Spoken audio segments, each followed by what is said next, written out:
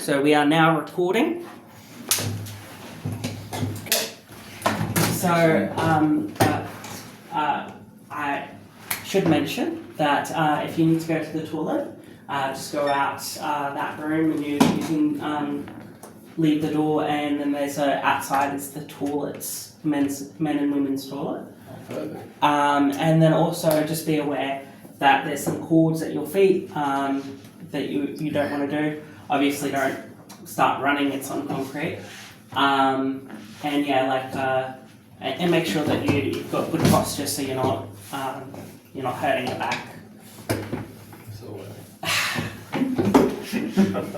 Yeah. So this section we're going to be working on creating new risk assessments. Alright. So we need to go to C. So you can just switch to section C. Perfect. So the first, before we do this, I need to explain something called hierarchy of control. So this is just how you make sure that, so like if you've got a risk, let's say, what's a good risk? Skydiving. I think. That's relevant to our program. Oh, okay. Tripping on the sidewalk. Okay, so there's different things. So you could eliminate the risk of tripping on the sidewalk. Do you think you could do that? Yeah. How? Looking where You're supposed to eliminate the risk for other people, not yourself. I see. Probably not. Okay, so like fall, slip, trip, and fall. The same hazard planning you could design stage where renovating the facility. So like let's say you could make it so that there's, let's say the current place is uneven ground, and that's a slip hazard. You can eliminate that by making even ground.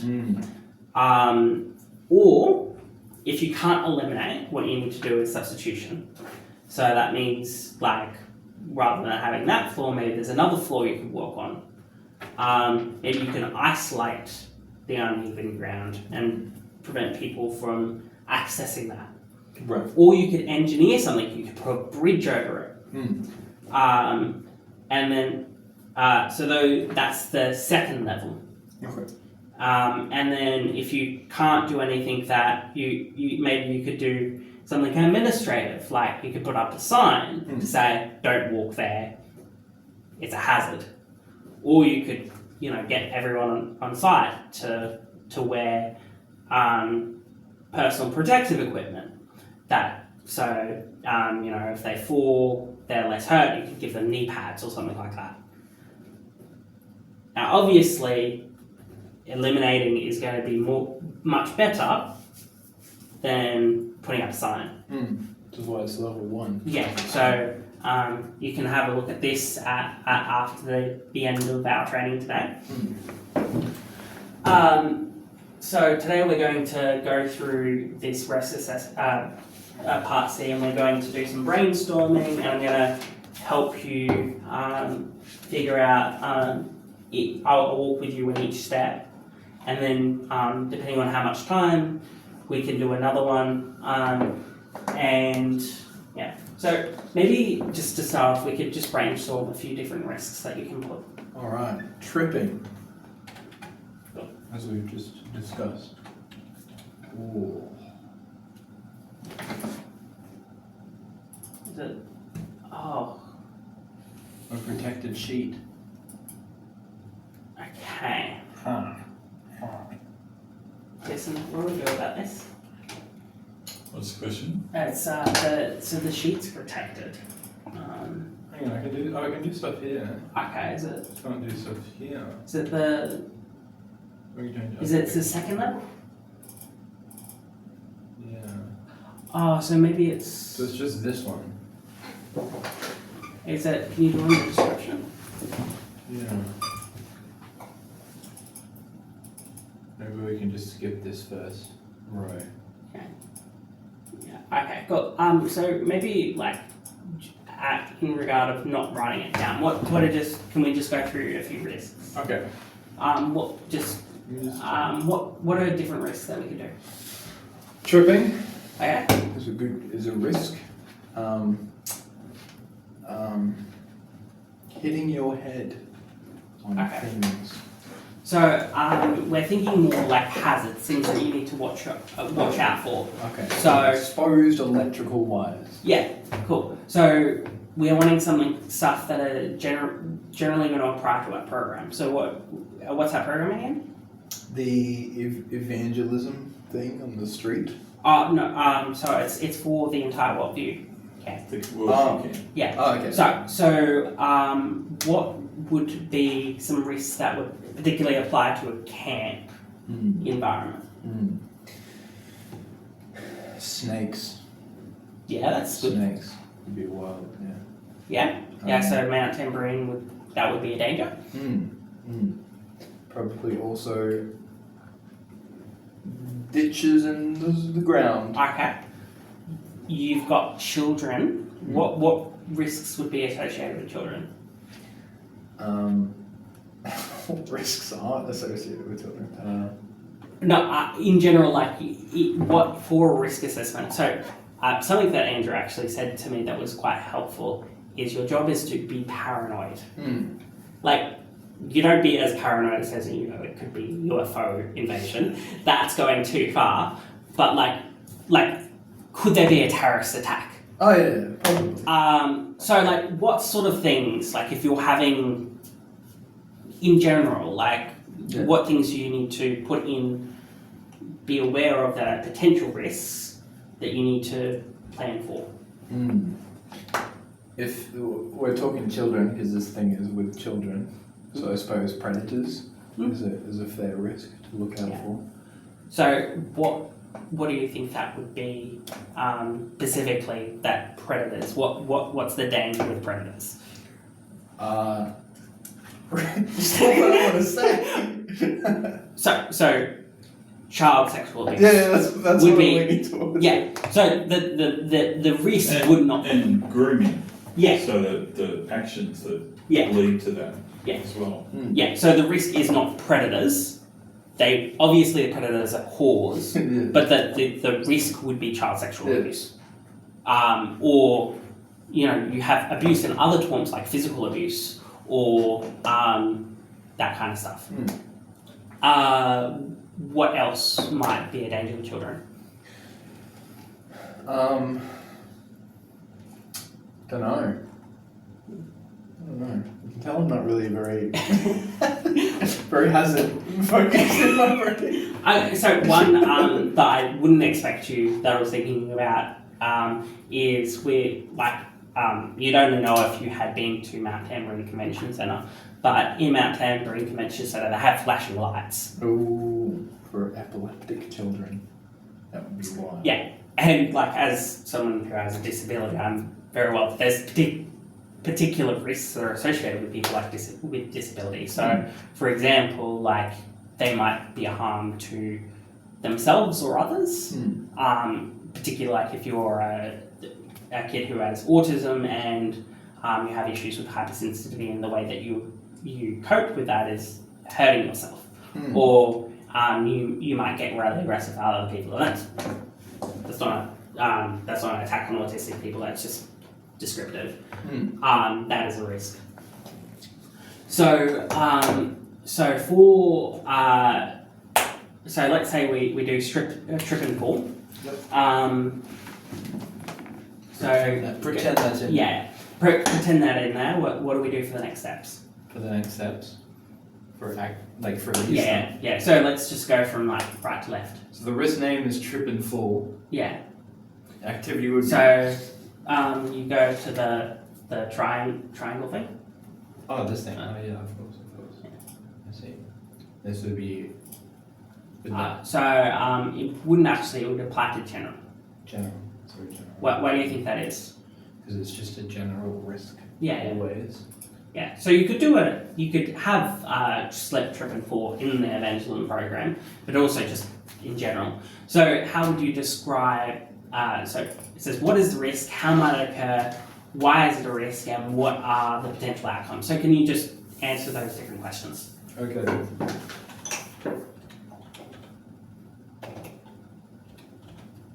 goodness, hang on.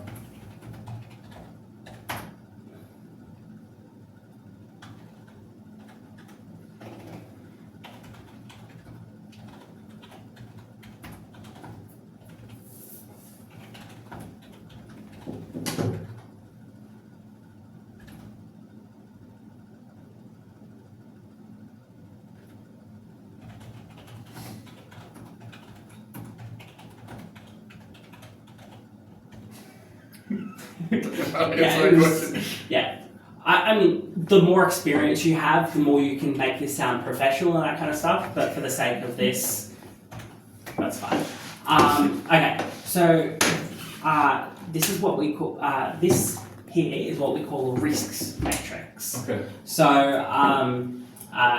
if you go that, so let's say you put catastrophic. Actually, what do you think would be the significance of a slip or fall?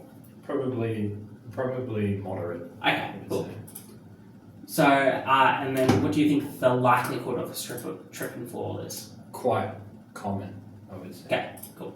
So the consequence of that, the risk matrix, this does it automatically, That's but there's you can just find risk matrix and you can do it manually, but this does it automatically. So the risk matrix is high. So in order for us as a organisation to be able to run our program, we need to find a way to control it in order that we can decrease the risks and we can have risk rating that is lower, that's moderate.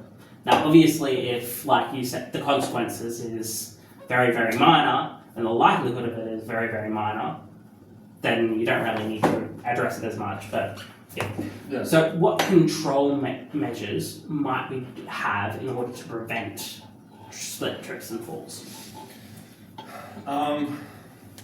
Well, if we've got control over the facility, which I'm confused about because it's a general thing, but if we do, you could line out slipping places with tape, high visibility tape. What would be reasonable control measures?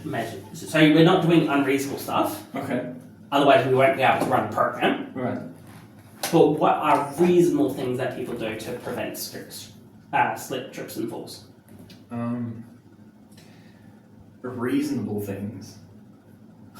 Keeping their eyes open, I don't know. So this isn't things you do. Yeah. It's not Jacob. Yeah. What are reasonable steps Jacob needs to do? But what are reasonable things that someone running a program would do?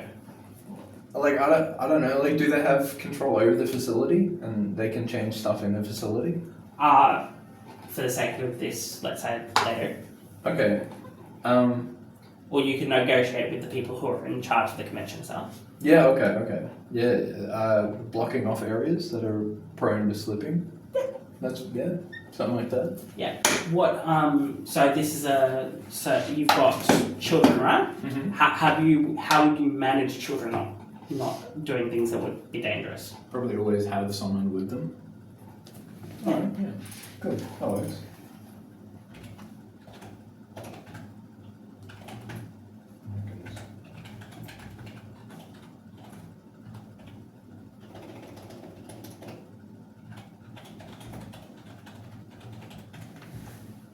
Yeah, cool.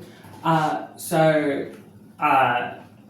mean, to be just for context, when I've written them, they're usually very, very, very, very long. But we're just getting the basic concept. Yeah, of course. But it's usually a paragraph. I'm a very simple man. So response strategies is, let's say someone has had a slip, trip, and fall. And there's a negative consequence. What do you think are the response strategies that would be implemented in that situation? Plain response strategy. So what do you mean by response? So let's say so someone's just slipped and hurt themselves. Yeah, so little Johnny has slipped, he's hurt himself, he's got a gash on his knee. Okay, yeah. What are the general things that you would be following in a situation like that? And we're talking general terms, we're not talking Johnny particularly. Oh, okay. Not Johnny. Care about Johnny, just general. yeah, like in the situations like Johnny, what would you do? Okay. Situation. Okay, I see what you mean. Well, I would make sure the person who's injured is okay, first of all, with first aid or whatever. And if they're not, or if they are, or whatever, follow it up with the relevant doctor or whatever. Yeah. And then probably make a note of what happened, how it happened, like create a report, and then do what I can to prevent it from happening where it happened again. Yeah. So you would call it an incident report. But that's correct. Yeah, absolutely correct. We write that down. Sorry, I'm just like this. Yeah. He kicked got injured. Hey.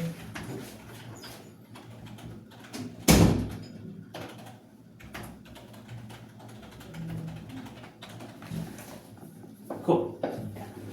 So I would write a complex sentence rather than just making statements, but yeah. So after that, so this is the risk matrix, assuming that the control measures have been put in place. Correct. So what do you think the residual risk is after you have the control measure of always having adult supervision? The risk of always having adult supervision. Does the consequence change if there's always adult supervision? Sorry, let me start again. Yeah. With the response strategies put in place, so you mentioned first aid, medical attention, incident report, prevention methods. What's the consequences of someone having slip, trip, and fall? The consequences. Like, how severe is the consequences now? Okay. If someone has already had a slip and fall, like if someone has a slip and fall. Yeah, and the response strategies are implemented. I feel like. Are we talking about like the consequences to the actual person themselves? I feel like the consequences don't change. Okay, so I would agree with that. I think you would still have it as moderate. But I think the likelihood Okay. would go down significantly. Cool. How likely would it be? It would probably be possible. Okay. Yeah. Possible. So now it's medium. So That's- that means we can continue with the program because we have implemented the control measures and we've changed the risk matrix calculations. So if you do that and it's still high, you know that you need to implement more control measures or response strategies, or maybe you need to change the program in a way that can eliminate the risk. Okay. So the responsible person would be Andrew Walkington again. Okay. Of Good. course.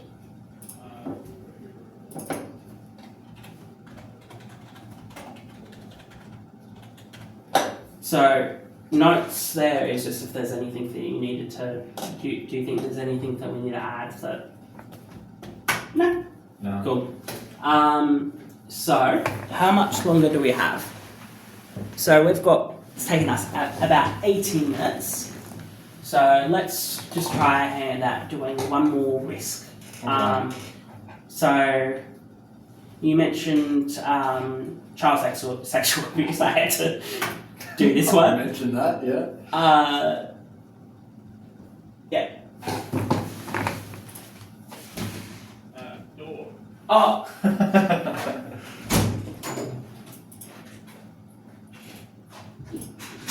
I was just looking at sort of like the phone call. Cool. Yeah. So, like, I mean, it's a difficult subject to think about, but like, it's something that we need to address. Of course. That would be general as well. Why did you? That would also be general. Yeah. Why did you put the evangelism program? Well, because I figured this thing is for the evangelism program. Alright. So this risk assessment is for the whole program. Right. The evangelism program is a particular venue. Right. A particular activity that we did at a okay. particular venue. That makes sense. So yeah. Okay. So child sexual abuse. Please answer those questions in regard to Okay. Alright. I'm gonna do the same thing I did last time. That's how my brain works.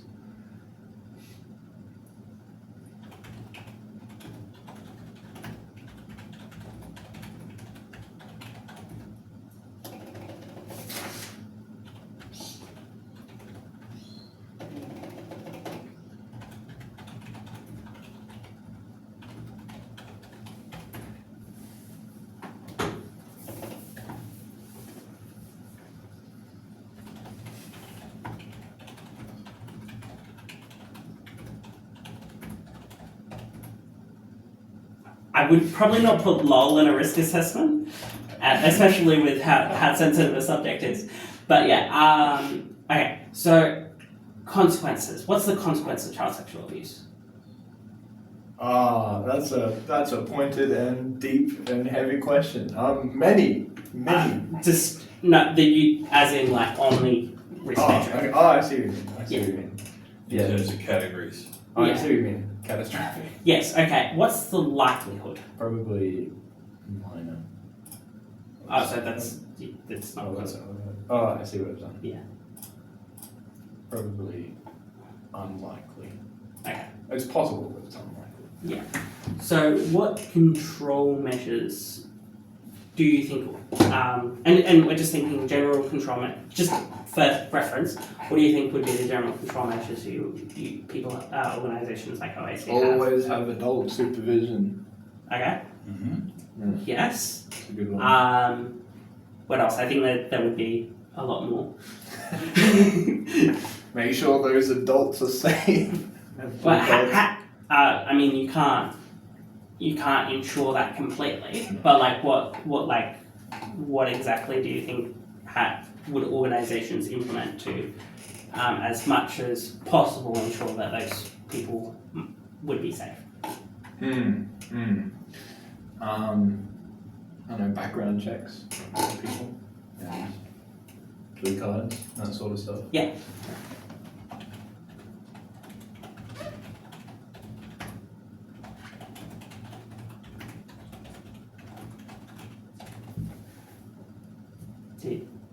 Sorry, my is it with the and I mean, horrible things happen.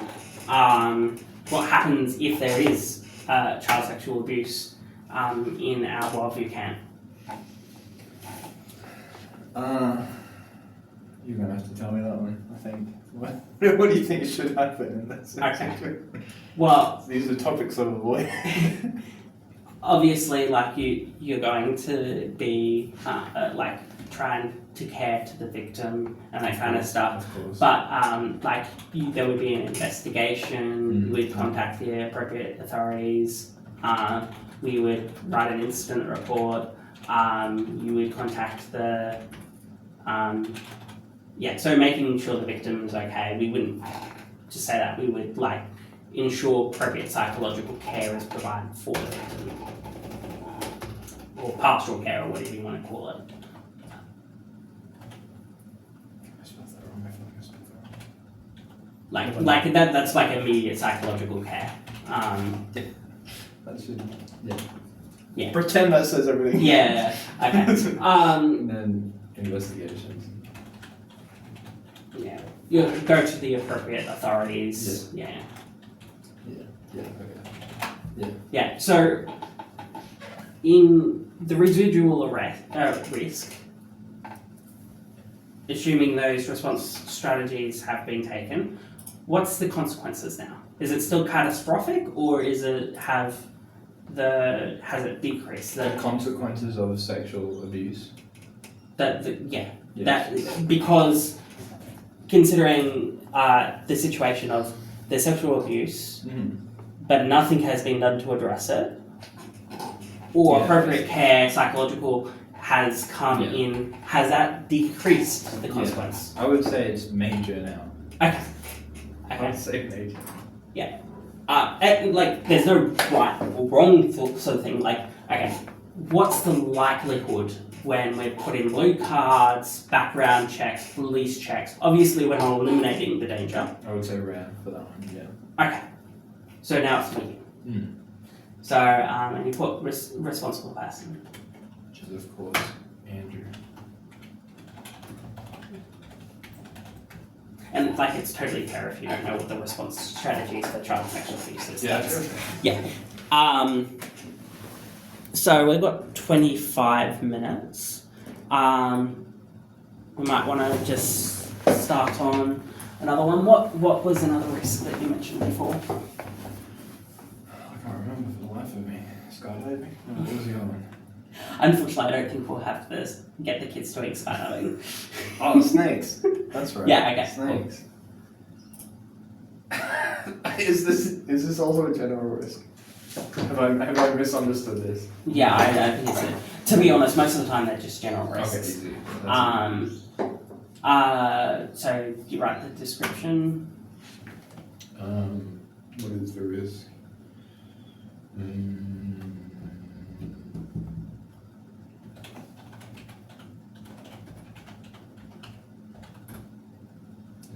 That's the risk. Wait around.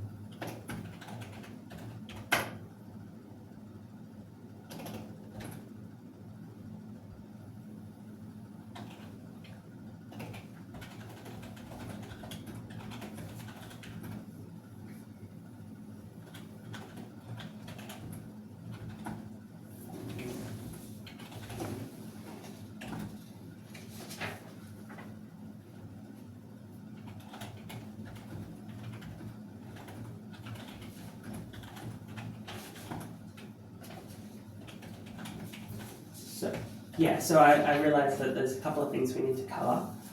So for your homework, you'd obviously be doing more of these risk assessments just so you've got more and more practice. But there are different people that you would need to contact. So Catherine Walkington is someone who is in charge of volunteer and staff. So if you talk to her, she'll probably be able to give you more detail about things like our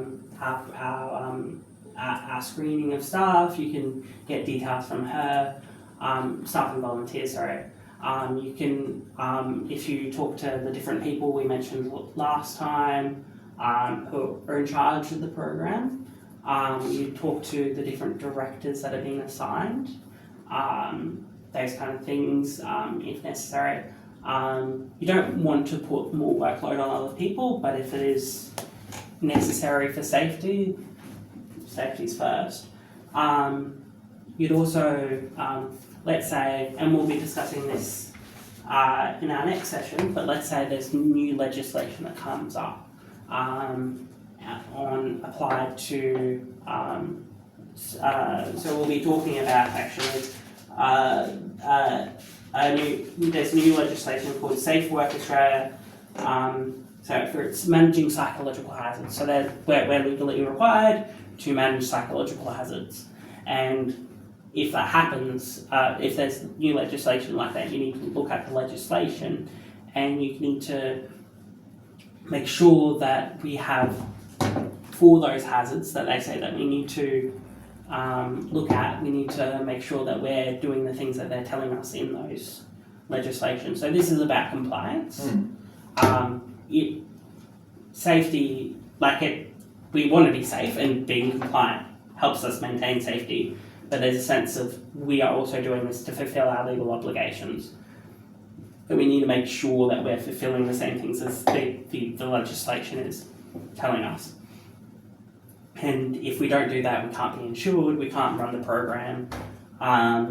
So you'd look at that. You'd also be talking to, let's say, the first aid officer. Let's say if you're doing a slip, trip and fall, you might need to talk to the first aid officer about what they're doing and that kind of stuff.